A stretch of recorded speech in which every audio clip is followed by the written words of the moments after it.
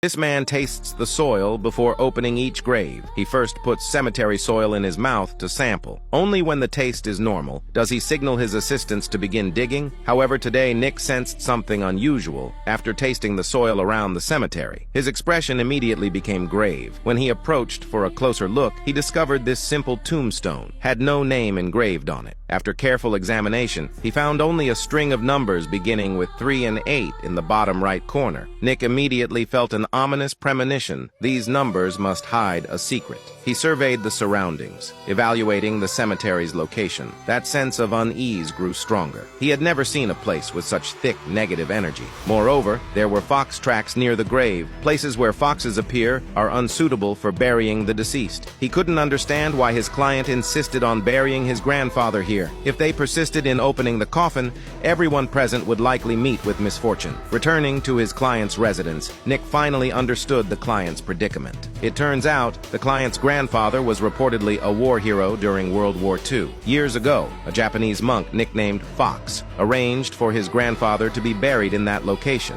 Due to rampant grave robbery at the time, they chose a modest burial, without engraving any identifying information on the tombstone. But since the client's father passed away, a series of strange occurrences began happening in the family. Understanding the full picture, Nick decided to speak frankly. He explained that the numbers in the bottom right corner of the tombstone were geographic coordinates, marking the exact location of the grave. That area was an inauspicious place, completely unsuitable for burial. The monk nicknamed Fox must have had hidden motives for choosing that location for burial. To unravel this mystery, Nick and his team decided to choose an appropriate time to open the coffin and investigate. After completing a series of complex rituals, Nick directed several strong men to begin digging. At this moment, he was visibly tense, worried about unexpected situations. After half an hour of laborious digging, they finally saw the coffin. When Nick and his companions just entered the grave, a chilling cold air hit them. They cleared away the soil covering the coffin and discovered a layer of red fabric covering it. Though others didn't understand its significance, the experienced Nick